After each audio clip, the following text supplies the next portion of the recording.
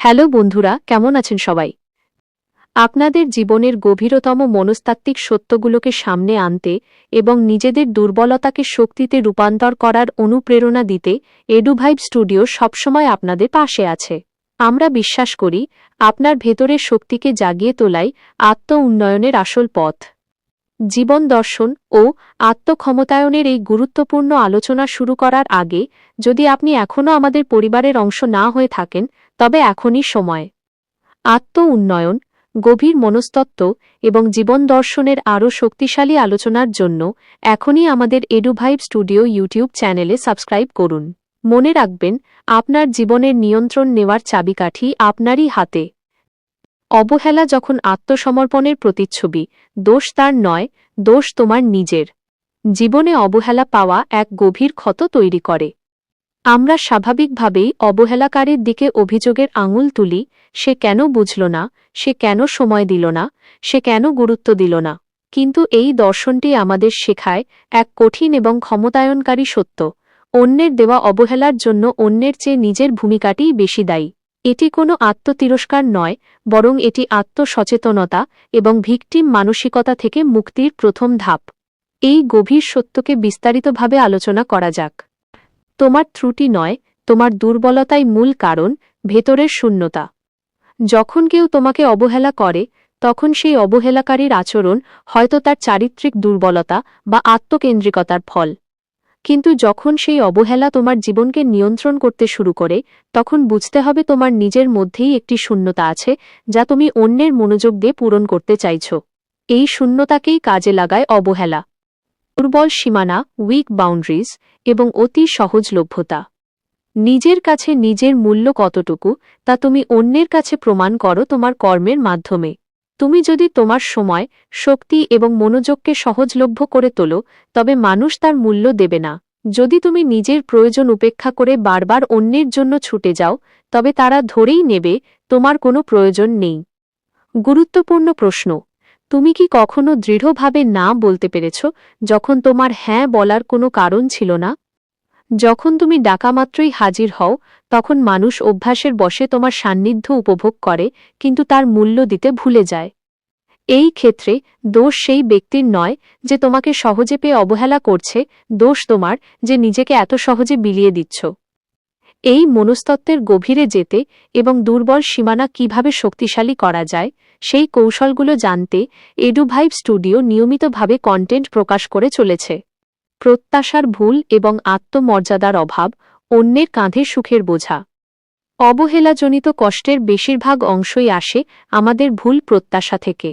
আমরা আশা করি অন্য মানুষটি আমাদের মতোই ভাববে, ভালোবাসবে এবং গুরুত্ব দেবে, আর এখানেই আমাদের পরাজয় শুরু। অন্যের হাতে রিমোট কন্ট্রোল। যখন তুমি অবহেলার শিকার হও, তার মানে তুমি তোমার আত্মমর্যাদার চাবিটি অন্য কারো হাতে তুলে দিয়েছ। তোমার সুখ, তোমার ভালো থাকা, তোমার আত্মমূল্য সবই এখন নির্ভর করছে সেই ব্যক্তিটির মনোযোগের ওপর। যদি সে তোমাকে ফোন করে, তুমি খুশি হও। যদি সে না করে, তুমি বিষণ্ণ হও। এই পরনির্ভরশীলতাই হল তোমার সবচেয়ে বড় দুর্বলতা। তোমার নিজের জীবন যখন তোমার নিজের কাছেই মূল্যবান নয়, তখন অন্যেরা কেন তোমার মূল্য দেবে? দোষ তোমার নিজের, কারণ তুমি নিজের ভেতরের আনন্দকে আবিষ্কার না করে তা অন্যের বাহ্যিক আচরণ থেকে ভিক্ষা চাইছ। আপনার ভেতরের আনন্দকে আবিষ্কার করার সঠিক পথ কী, সে বিষয়ে বিস্তারিত ভিডিও এবং আলোচনা দেখতে চাইলে এডুভাইব স্টুডিও সাবস্ক্রাইব করে রাখুন। সম্পর্কের প্রকৃতি বুঝতে ব্যর্থতা। তোমার দোষের একটি বড় অংশ হল তুমি সম্পর্কের প্রকৃতি বুঝতে ব্যর্থ হয়েছ। তুমি এমন একজন মানুষের কাছে গভীর মনোযোগ আশা করছ, যে মনোযোগ দিতে অক্ষম বা অনিচ্ছুক, তবে কষ্ট পাওয়াটা তোমারই ভুল। দোষ তার নয় যে সে কেমন, দোষ তোমার যে তার প্রকৃত রূপটিকে না মেনে নিয়ে তাকে নিজের কল্পনার ছাঁচে ফেলতে চাইছ। ৩. মুক্তির পথ, আত্মক্ষমতায়ন ও মনোযোগের পুনর্বিন্যাস। এই উপলব্ধির মাধ্যমে নিজেকে দোষী সাব্যস্ত করা আমাদের লক্ষ্য নয়। এর মূল লক্ষ্য হল ভিকটিম মানসিকতা থেকে বেরিয়ে এসে জীবনকে নিজের নিয়ন্ত্রণে আনা। নিজের মূল্যবোধে বিনিয়োগ, ইনভেস্টিং ইন সেলফ ওয়ার্থ। অন্যের অবহেলার দিকে মনোযোগ দেওয়া বন্ধ করো এবং নিজের মূল্যবোধ তৈরি করতে শুরু করো। নিজের পছন্দের কাজ করো, নতুন দক্ষতা শেখো, নিজের শরীর ও মনের যত্ন নাও। যখন তুমি আত্ম উন্নয়নে মগ্ন থাকবে তখন বাইরের মনোযোগের প্রয়োজন কমবে। তোমার নিজের ওপর মনোযোগই হল অবহেলার বিরুদ্ধে সবচেয়ে বড় অস্ত্র। শক্তির পুনর্বিন্যাস, রিডাইরেক্টিং এনার্জি। যে সম্পর্কে অবহেলা পাচ্ছ সেই সম্পর্ক থেকে তোমার আবেগ ও সময় সরিয়ে নাও। তুমি তোমার মনোযোগ, সময় এবং শক্তিকে বিনিয়োগ করো সেই সব মানুষের মধ্যে যারা তোমাকে নিঃশর্তভাবে সম্মান করে এবং মূল্য দেয়। একটি সম্পর্ক যেখানে কেবল তুমিই দিয়ে যাচ্ছ তা বিষাক্ত। তোমার দোষ হল তুমি জেনে শুনে সেই বিষাক্ত সম্পর্কটিকে আঁকড়ে ধরে আছো। তোমার নিজের জন্য সিদ্ধান্ত নাও। সরে দাঁড়ানো, যদি অবহেলা বারবার আসে তবে সেই সম্পর্ক থেকে সরে দাঁড়াও। সীমানা স্থাপন, যদি সম্পর্কটি প্রয়োজনীয় হয় তবে স্পষ্ট ভাষায় সীমানা টেনে দাও।